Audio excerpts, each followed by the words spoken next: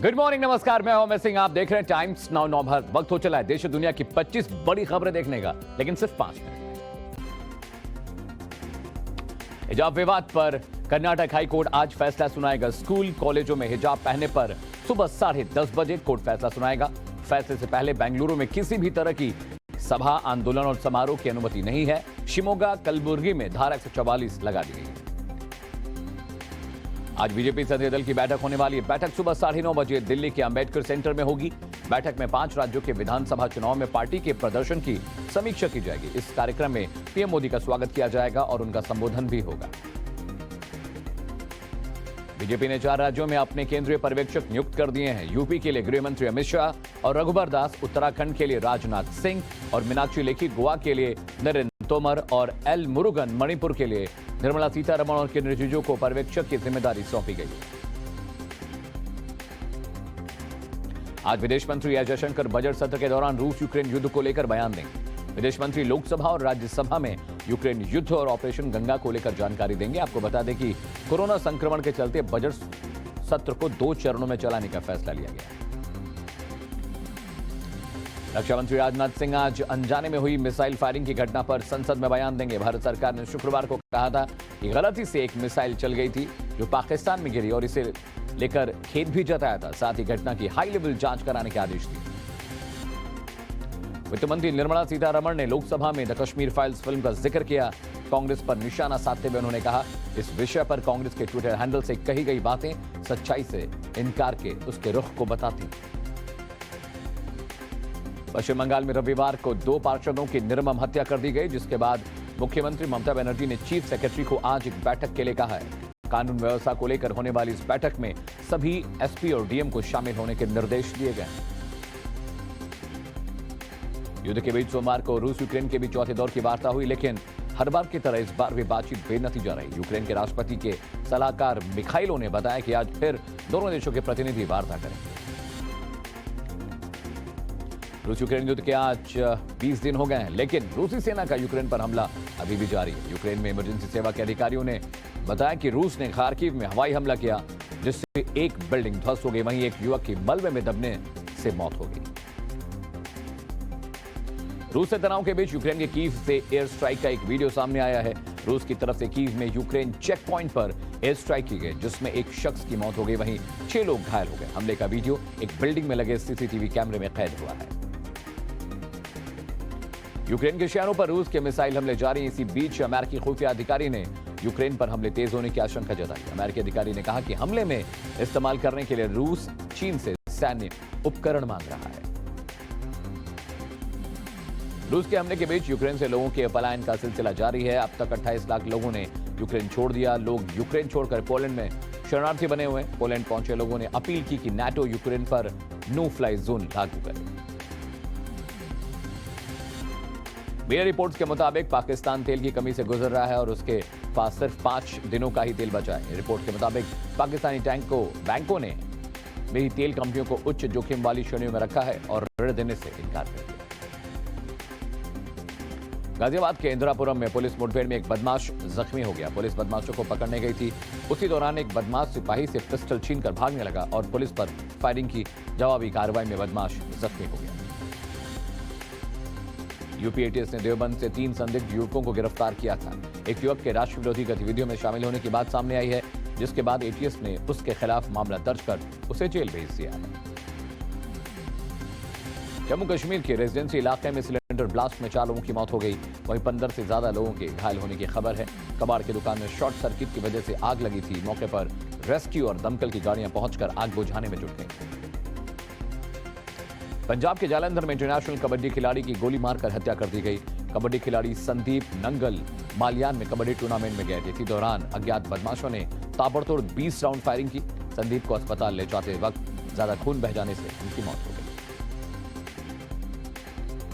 Corona से बचाव के बीच एक अच्छी खबर आई है। 16 मार्च से 12 से 15 साल के बच्चों को कोविड वैक्सीन दी जाएगी। बच्चों को कॉर्बीवैक्स वैक्सीन लगाई जाएगी। केंद्रीय स्वास्थ्य मंत्री मनसुख मंडाविया ने ट्वीट कर यह जानकारी साझा की है। चीन में कोरोना वायरस ने एक बार फिर रफ्तार पकड़ी है, जिसके बाद कई जगहों पर लॉकडाउन लगा दिया गया है। चीन के जिलिन शहर में कोविड टेस्टिंग तेज कर दी गई है। 2 साल पहले भी इसी शहर से कोरोना के मामलों में तेजी आई है। बेंगलुरु में खेले जा रहे दूसरे टेस्ट मैच में भारत ने श्रीलंका को करारी शिकस्त दी है। भारत ने श्रीलंका को 230 रनों के बड़े अंतर से हराकर दूसरा टेस्ट मैच अपने नाम कर लिया और इस जीत के साथ ही 2 मैचों की टेस्ट सीरीज भी क्लीन स्वीप कर ली। महिला क्रिकेट वर्ल्ड कप में साउथ अफ्रीका टीम ने लगातार तीसरी जीत हासिल की है। अफ्रीका ने इंग्लैंड को 3 विकेट से हराकर अपना विजय अभियान जारी रखा। महिला क्रिकेट टीम की आईसीसी महिला वर्ल्ड कप में इंग्लैंड के खिलाफ 20 साल बाद ये पहली जीत है। कश्मीरी पंडितों पर बनी फिल्म द कश्मीर फाइल्स एक के बाद एक राज्य में टैक्स फ्री होती जा रही है। अब यूपी में भी फिल्म को टैक्स फ्री कर दिया गया। वहीं असम के मुख्यमंत्री हेमंत बिश्वा शर्मा आज अपने विधायकों के साथ फिल्म देखने जाएंगे। सिंगर कनिका कपूर जल्द ही दूसरी शादी करने वाली हैं। कनिका जल्द ही एनआरआई बिजनेसमैन से शादी के बंधन में बन सकती है। कनिका की पहली शादी लंबे समय तक नहीं चल पाई और साल 2012 में दोनों का तलाक हो गया और वो लखनऊ अपने पेरेंट्स के पास वापस आ गई। कंगना रनौत के शो लॉकअप का हाल ही में प्रोमो रिलीज हुआ, जिसमें सारा खान के ex husband Ali merchant wild card entry के रूप में नजर आए और सारा अली ने रियलिटी शो बिग बॉस में निकाह किया था, लेकिन शो से निकलने के बाद दोनों एक दूसरे से अलग हो गए। साउथ एक्टर प्रभास की फिल्म राधे श्याम ने पहले वीकेंड में 150 करोड़ की कमाई कर ली है। फिल्म को फैंस और क्रिटिक्स से मिक्स रिव्यू मिल रहे हैं। इसके बाद भी फिल्म दुनिया भर में बॉक्स ऑफिस पर अच्छा प्रदर्शन कर रही है।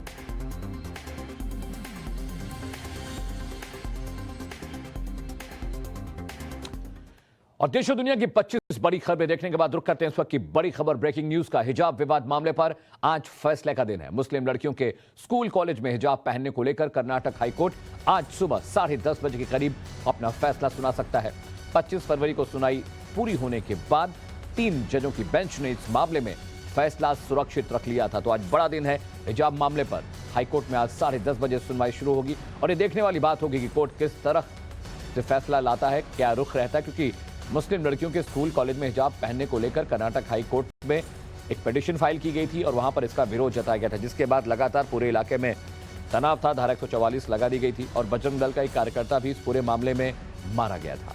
तो आज बड़ा दिन है। हिजाब विवाद पर आज बड़ा फैसला आ सकता है। कर्नाटक हाई कोर्ट हिजाब मसले पर बड़ा फैसला सुना सकता है और करीब 10:30 बजे इस पूरे मामले की सुनवाई शुरू होगी। फैसले से पहले कर्नाटक में सुरक्षा इंतजामों को लेकर एहतियात बरते जा रहे हैं। बेंगलुरु समेत कई जिलों में धारा 144 लागू कर दी गई है। स्कूल कॉलेज को बंद रखा गया है। 21 मार्च तक बेंगलुरु में सार्वजनिक जगहों पर सभी तरह की सभा, आंदोलन, विरोध या समारोह आयोजित करने पर पाबंदी लगा दी गई है। तो हिजाब विवाद पर आज अहम फैसला आने वाला है। कर्नाटक हाई कोर्ट इस पर फैसला सुनाएगा। स्कूल कॉलेजों में स्टूडेंट्स के हिजाब पहनने को लेकर विवाद गहराता जा रहा था, जिसके बाद यह पूरा मामला कोर्ट पहुंचा और एहतियातन आसपास के इलाके में कलबुर्गी में और कर्नाटक के अलग अलग इलाकों में धारा 144 लगा दी गई है। किसी भी तरह के विरोध के लिए, प्रदर्शन के लिए फिलहाल पाबंदी रहेगी। बेंगलुरु में स्कूल और कॉलेज बंद रखने के आदेश राज्य सरकार ने दिए हैं।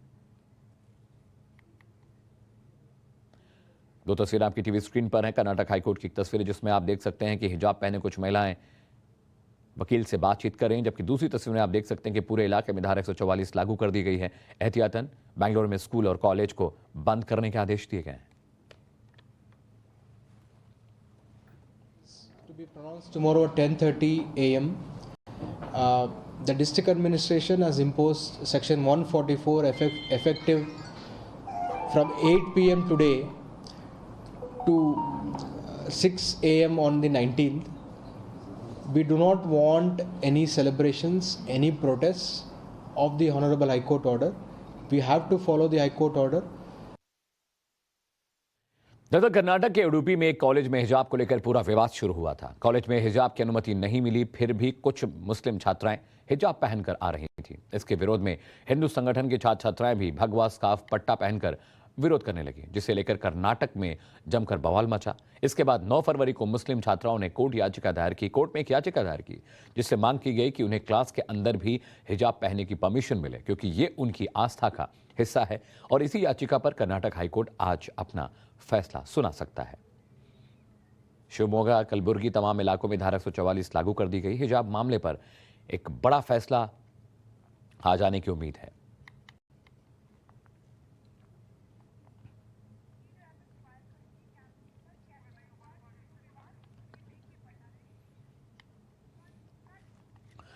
और ये पूरा हिजाब विवाद अस्तित्व में कैसे आया, कैसे विवाद शुरू हुआ, ये भी समझने की जरूरत है। उडुपी के सरकारी कॉलेज से इस विवाद की शुरुआत हुई, जहां हिजाब पहनने को लेकर विवाद शुरू हुआ। कॉलेज की 6 छात्राएं हिजाब पहनकर कॉलेज पहुंची, जिसके बाद ये पूरा मामला तूल पकड़ता चला गया। छात्राओं पर ड्रेस कोड का उल्लंघन का आरोप लगाया। प्रशासन ने कहा कि यह ड्रेस कोड नहीं है, आप हिजाब पहनकर स्कूल में नहीं आ सकती, कॉलेज में नहीं आ सकती। उडुपी के कॉलेज प्रशासन ने हिजाब पर रोक लगा दी। बावजूद इसके ये मुस्लिम छात्राएं हिजाब पहनकर कॉलेज आती रहीं। कुंडापुर में छात्राएं हिजाब पर पहनकर पहुंची। अलग अलग कॉलेजों में फिर एक तरह से अलग अलग छात्राएं जो थी मुस्लिम, वो हिजाब पहनकर पहुंचने लगी। बिंदुर के स्कूल में भी छात्राएं हिजाब पहनकर आई, वहां भी विवाद शुरू हुआ, वहां भी विरोध शुरू हुआ। इसके बाद धीरे धीरे ये विवाद बढ़ता चला गया। एजुकेशन एक्ट 1983 की धारा 133 लागू कर दी गई, जिसके मुताबिक कॉलेज प्रशासन जो ड्रेस कोड तय करेगा, स्टूडेंट वही पहनकर कॉलेज या स्कूल में आ सकते हैं। उसके बाद स्कूल यूनिफॉर्म पहना अनिवार्य किया गया, जो कि कॉलेज एक्ट है उसके मुताबिक जो ड्रेस कोड है उसी में परमिशन है आने की कॉलेज के अंदर। लेकिन ये छात्राएं हिजाब पहनकर आती रहीं, जिसके बाद ये मामला धीरे धीरे इसके लिए पिटीशन फाइल की गई। ये मामला कर्नाटक हाई कोर्ट पहुंचा। केरल के कर्नाटक के अलग अलग इलाकों में इसके लिए फिर प्रदर्शन होने लगे, छात्राएं जबरन जाने लगी पहन के हिजाब। उसके बाद ये मामला हाईकोर्ट में पहुंचा और वहां पर फिर इसकी सुनवाई शुरू हुई। कर्नाटक हाईकोर्ट में 8 फरवरी को इस मामले पर पहली सुनवाई हुई थी, जिसके बाद से देश के अलग अलग इलाकों में इसे लेकर विरोध होना शुरू हो गया। कोर्ट में 25 फरवरी को सुनवाई पूरी हुई और फैसला सुरक्षित रखा गया। और आज बड़ा दिन है, सुबह 10:30 बजे के आसपास सुनवाई शुरू होगी और इस मामले में एक बड़ा फैसला आ सकता है। और आइए अब रुक करते हैं हमारे 1 मिनट न्यूज सेगमेंट पर, जिसमें हम आपको 1 मिनट के भीतर तमाम बड़ी खबरों से रूबरू कराते हैं। 4 राज्यों में बड़ी जीत के बाद सरकार गठन को लेकर बीजेपी ने इन राज्यों में केंद्रीय पर्यवेक्षकों की नियुक्ति कर दी है। किन्हें यह जिम्मेदारी सौंपी गई है, 1 मिनट के भीतर इस रिपोर्ट में देखिए। राज्यों में बीजेपी की बड़ी जीत होने के बाद अब चारों राज्यों में सरकार बनाने की कवायद तेज कर दी गई है। इसी सिलसिले में बीजेपी आला कमान ने चारों राज्यों के लिए केंद्रीय पर्यवेक्षक को नियुक्त कर दिया है, जिससे चारों राज्यों में सरकार के गठन में तेजी लाई जा सके। यूपी की बात करें तो बीजेपी ने यूपी के लिए गृह मंत्री अमित शाह और झारखंड के पूर्व मुख्यमंत्री रघुबर दास को यहाँ का पर्यवेक्षक नियुक्त किया है। वहीं उत्तराखंड के लिए रक्षा मंत्री राजनाथ सिंह और मीनाक्षी लेखी को पर्यवेक्षक की जिम्मेदारी दी गई है। गोवा के लिए नरेंद्र सिंह तोमर और एल मुरुगन को पर्यवेक्षक बनाया गया है। इसी तरह मणिपुर के लिए वित्त मंत्री निर्मला सीतारमन और किरण रिजिजू को पर्यवेक्षक की जिम्मेदारी सौंपी गई है। इसके अलावा आज बीजेपी के संसदीय दल की भी बैठक अंबेडकर सेंटर में बुलाई गई है, जहां 4 राज्यों में जीत के लिए पीएम मोदी का अभिनंदन किया जाएगा। यहाँ पीएम मोदी सांसदों को संबोधित भी करेंगे। वहीं दिल्ली में तमाम बड़े नेताओं से मिलने के बाद यूपी सीएम लखनऊ लौट गए हैं, जहां उन्होंने बीजेपी कोर ग्रुप के साथ अहम बैठक की। होली के बाद एक बार फिर सीएम योगी दिल्ली आकर केंद्रीय नेतृत्व से मिल सकते हैं। यूपी विधानसभा में प्रचंड बहुमत के बाद अब बीजेपी का अगला लक्ष्य यूपी एमएलसी चुनाव में दबदबा हासिल करने का है, जिसके लिए आज अधिसूचना जारी होगी और वोटिंग 9 मार्च को होनी है। 1 मिनट के भीतर ये पूरा शेड्यूल समझिए। उत्तर प्रदेश विधानसभा चुनाव के बाद अब यूपी एमएलसी चुनाव के लिए सियासी घमासान शुरू हो गया है। राज्य की 36 विधान परिषद यानी एमएलसी सीटों के लिए आज अधिसूचना जारी हो जाएगी, जबकि वोटिंग 9 अप्रैल को होंगे और नतीजे 12 अप्रैल को आएंगे। यूपी में दोबारा सरकार बनाने की तैयारी में लगी बीजेपी का अब अगला लक्ष्य एमएलसी चुनाव में दबदबा हासिल करना है। वहीं विधानसभा चुनाव में जोरदार तरीके से लड़ने वाली समाजवादी पार्टी अपनी एमएलसी सीटों को बचाए रखने की तैयारी में है। दोनों ही पार्टियों से विधानसभा चुनाव की टिकट मांग कर रहे तमाम नेताओं की आस अब एमएलसी चुनाव से है, तो हारे दिग्गज भी विधान परिषद के जरिए सदन में पहुंचने की कवायद में हैं। विधान परिषद की 36 सीटों पर चुनाव के बाद यह पहला मौका होगा जब बीजेपी को विधानसभा के उच्च सदन में बहुमत मिल सकता है। 100 सीटों वाली विधान परिषद में स्थानीय निकाय क्षेत्रों की 36 सीटों पर 2016 के चुनाव में समाजवादी पार्टी ने 31 सीटें जीती थी, जबकि 2 सीटों पर बीएसपी को जीत मिली थी। 100 सदस्यों वाली विधान परिषद में बहुमत के लिए 51 का आंकड़ा चाहिए। अभी समाजवादी पार्टी के पास बहुमत है। गोवा राज्यपाल ने आज गोवा विधानसभा बुलाने का आदेश दिया है। वहीं गोवा सीएम फेस को लेकर बीजेपी में अभी सस्पेंस बरकरार है। क्या है पूरा मामला, 1 मिनट के भीतर इस रिपोर्ट में देखिए। गोवा में जहां एक तरफ बीजेपी के सीएम फेस पर सस्पेंस बरकरार है, वहीं राज्यपाल ने आज विधानसभा बुलाने का आदेश दिया है। आदेश के मुताबिक सुबह 11:30 बजे विधानसभा बुलाई गई है, जिसमें नवनिर्वाचित सदस्यों के शपथ ग्रहण कराने का जिक्र है। लेकिन सरकार बनाने की कवायद में जुटी बीजेपी का सीएम फेस पर अभी भी सस्पेंस है। सूत्रों के मुताबिक अगर बीजेपी नेतृत्व आज सीएम और मंत्रियों पर कोई फैसला नहीं लेता, तो आज के विधानसभा कार्यक्रमों में बदलाव किया जा सकता है। गोवा में फिलहाल प्रमोद सावंत कार्यवाहक मुख्यमंत्री हैं। उन्हें पूरा भरोसा है कि वो दोबारा इस पद के लिए चुने जाएंगे। फिर भी इसे लेकर बीजेपी की तरफ से कोई ऐलान नहीं किया गया है, क्योंकि गोवा सीएम की रेस में एक और नाम सुर्खियों में बना हुआ है और वो है विधायक विश्वजीत राणे का। बीजेपी आला कमान अभी भी इसे लेकर पत्ते नहीं खोल रहा है कि गोवा की कमान किसे सौंपी जाएगी। हालांकि बहुत उम्मीद है कि आज गोवा सीएम फेस को लेकर बीजेपी की तरफ से ऐलान हो सकता है। सरकार बनाने के लिए बीजेपी को 3 निर्दलीय विधायकों के अलावा 2 एमजीपी विधायकों का भी समर्थन हासिल है। और बिहार विधानसभा में सीएम नीतीश एक मामले को लेकर विधानसभा अध्यक्ष पर इतने भड़क गए कि उन्हें संविधान देखने तक की नसीहत दे डाली। क्या है पूरा मामला, 1 मिनट के भीतर इस रिपोर्ट में देखिए। बिहार विधानसभा में सीएम नीतीश कुमार की ये तीखी बहस किसी विपक्षी नेता से नहीं, बल्कि विधानसभा स्पीकर विजय सिन्हा से हुई। बिहार के मुख्यमंत्री नीतीश कुमार ने अपना आपा उस वक्त खो दिया जब लखीसराय के लॉ एंड ऑर्डर को लेकर सदन में सवाल पूछा गया। इस मामले को लेकर सीएम नीतीश इतना भड़क गए कि विधानसभा अध्यक्ष की ओर इशारा कर यहां तक कह दिया कि ये संविधान का उल्लंघन है, इस तरह से सदन नहीं चलता। जरा संविधान देख लीजिए। और जरा संविधान देख लीजिए, आप संविधान देख लीजिए। यही नहीं, नीतीश के रवैये से विधानसभा स्पीकर विजय सिन्हा भी थोड़े नाराज नजर आए। तो उन्होंने नीतीश से ही तंज के लहजे में बोल दिया कि आप ही बता दें सदन कैसे चलेगा। ऐसा नहीं चलेगा, ये बिल्कुल आप ही बता दें, जैसे चले उसी तरह चलाएंगे। आप कौन है जो आप कह रहे हैं कि आज नहीं इसको दूसरे दिन देंगे? विधानसभा में स्पीकर और सीएम नीतीश की इस बहस का विपक्ष लुत्फ उठाता दिखा। विपक्षी नेता तेजस्वी यादव ने नीतीश पर निशाना साधते हुए कहा कि बिहार में सरकार नहीं सर्कस है। और अगली खबर पश्चिम बंगाल से। पश्चिम बंगाल में 2 पार्षदों की खुलेआम हुई हत्या से सियासी बवाल मच गया है। अब इसे लेकर ममता सरकार भी एक्शन में है, तो वहीं राज्य कानून व्यवस्था मजबूत करने के लिए बैठक का भी दौर शुरू हो रहा है। पूरी खबर 1 मिनट के भीतर देखिए। बिहार में शराबबंदी है, लेकिन इसके बावजूद जहरीली शराब से मौत का सिलसिला जारी है। बिहार में महज 5 दिनों में बिहार के अलग अलग जिलों में 17 लोगों की मौत जहरीली शराब पीने से हो गई है। सबसे पहले बात सीवान जिले की, जहां 9 मार्च को सीवान के दुधौंदा थाना क्षेत्र में 3 लोगों की मौत हो गई। परिवार ने बताया जहरीली शराब मौत की वजह है। वहीं 9 मार्च को ही पश्चिमी चंपारण के नौतन के खापटोला में भी 2 लोगों की जहरीली शराब पीने से मौत हो गई। इसके अलावा 12 मार्च को गोपालगंज जिले के बैकुंठपुर थाना क्षेत्र में 7 लोगों की जहरीली शराब पीने से मौत हो गई। परिजनों ने बताया कि इन सभी ने जहरीली शराब का सेवन किया था। बिहार में शराबबंदी को कड़ाई से लागू करने के लिए नीतीश सरकार हेलीकॉप्टर से लेकर ड्रोन तक से निगरानी कर रही है। बावजूद इसके जो घटनाएं सामने आ रही हैं, उससे सरकार और प्रशासन दोनों की कार्यशैली पर सवाल उठ रहे हैं।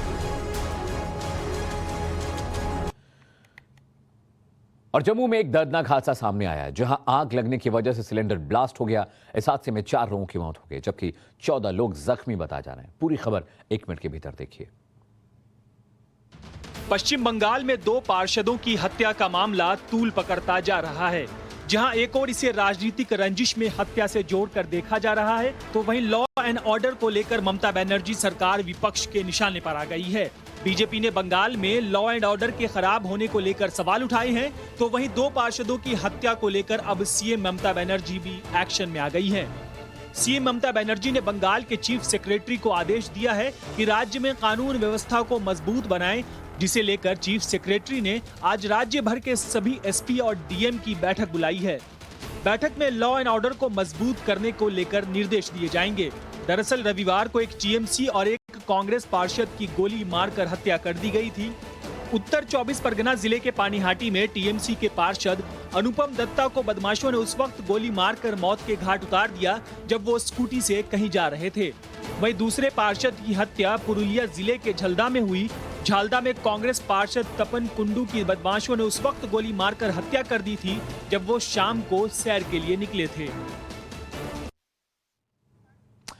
और 1 मिनट सेगमेंट के बाद आइए रुक करते हैं कुछ और बड़ी खबरों का। फिल्म द कश्मीर फाइल्स घाटी में निकाले गए कश्मीरी पंडितों की एक दर्दनाक दास्तान है। आज ये फिल्म दुनिया के सामने है। कश्मीरी पंडितों का दर्द सबके सामने है।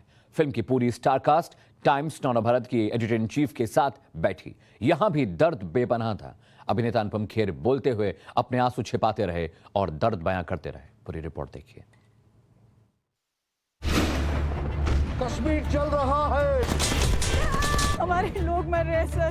कश्यप हुए वो कश्मीर हमारा था, जहाँ पंचतंत्र लिखा गया वो कश्मीर हमारा था। तू जानता ही क्या है कश्मीर के बारे में। उनका दर्द दुनिया तक पहुंचाना बहुत जरूरी था। कश्मीर के मसले का एक ही हल, आजादी is a song of terrorism. और मैं झूठ का बिल्कुल सहारा नहीं लेना चाहता था ये रोल करते हुए। तकदीर वही बदल सकता है जिसके पास ये पावर है। कश्मीरी पंडितों ने तो कभी कोई बंदूक नहीं उठाई। This is the time for justice, Krishna.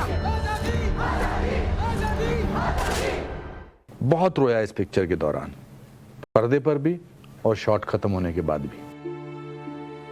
आज से 32 साल पहले घाटी में कश्मीरी पंडितों के साथ क्या हुआ था? आज से 32 साल पहले कश्मीरी पंडितों का दर्द क्या था? आज से 32 साल पहले अपने घर से निकाले गए कश्मीरी पंडितों के जख्म को हरा कर देने वाली एक फिल्म द कश्मीर फाइल्स। खुलेआम कश्मीरी हिंदुओं का कत्ले आम हो रहा है। आज ये फिल्म हर थिएटर में सबके सामने है और दर्द बेपनाह है। आंखों से निकलने वाले आंसुओं का सैलाब है। टाइम्स नौ नवभारत की एडिटर इन चीफ के साथ भी फिल्म की स्टार कास्ट बैठी तो अभिनेता अनुपम खेर ने अपने आंसुओं के सैलाब को छुपाने की बखूबी कोशिश की। अच्छे खासे रोक के रखा हुआ था हमने अपने आप को। एंड में आपने ये, लेकिन दर्द है, उसे कोई छुपा नहीं सकता। आंखों के आंसू सूख गए, लेकिन दर्द का गुब्बार निकलता रहा। और मैं झूठ का बिल्कुल सहारा नहीं लेना चाहता था ये रोल करते हुए। मैं चाहता था कि मैं इसको अपनी आत्मा से महसूस करूं और मेरी आत्मा दुनिया तक पहुंचेगी, क्योंकि मेरे सिर पर उन 5 लाख कश्मीरी पंडितों की जिम्मेदारी थी जो 19 जनवरी 1990 को अपने ही घरों से बर्बरता से निकाले गए थे। I had to be responsible towards them. उनका दर्द दुनिया तक पहुंचाना बहुत ज़रूरी था। मैं बहुत रोया इस पिक्चर के दौरान, पर्दे पर भी और शॉट खत्म होने के बाद भी। मैं बहुत बार विवेक आते थे और गले लग के रोते थे हम दोनों।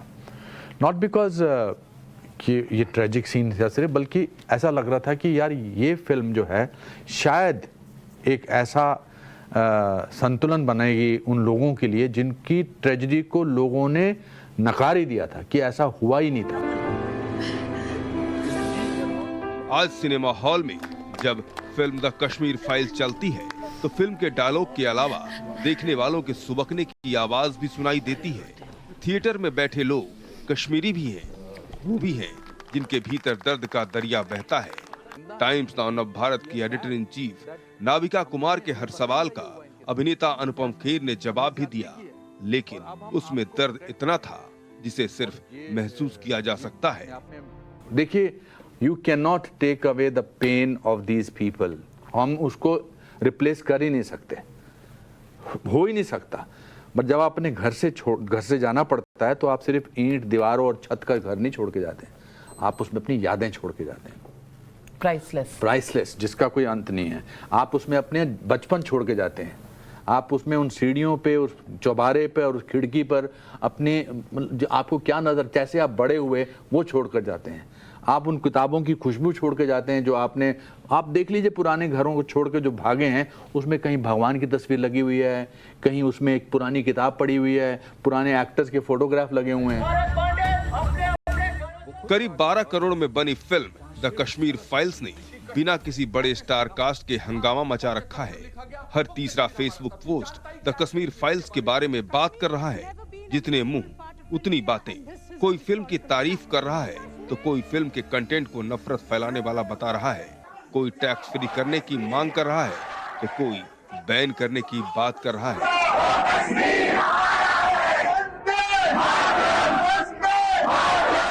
टाइम्स नाउ नव भारत पर अभिनेता अनुपम खेर ने भी वही बताया जिसे लोग महसूस कर रहे हैं। मगर ऐसा रिएक्शन, ऐसा सैलाब इमोशंस का मैंने महसूस नहीं किया।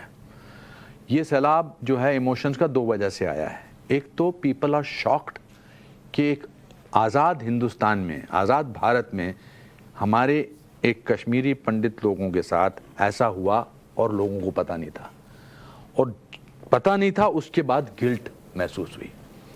अब जो इतने 32 सालों में नहीं हुआ, वो पूरा प्यार उमड़ कर उनको प्रोटेक्ट करना चाहते हैं।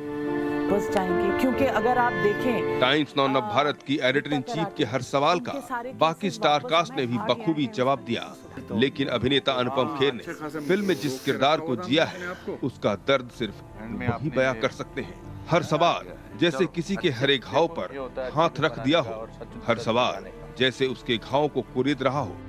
अनुपम आंखों के आंसू छुपाए रहे और अपने दर्द को जुबान से बस बयां ही करते रहे। ऐसा कोई पहली बार नहीं हुआ है कि कश्मीर की कहानी किसी हिंदी फिल्म के केंद्र में है।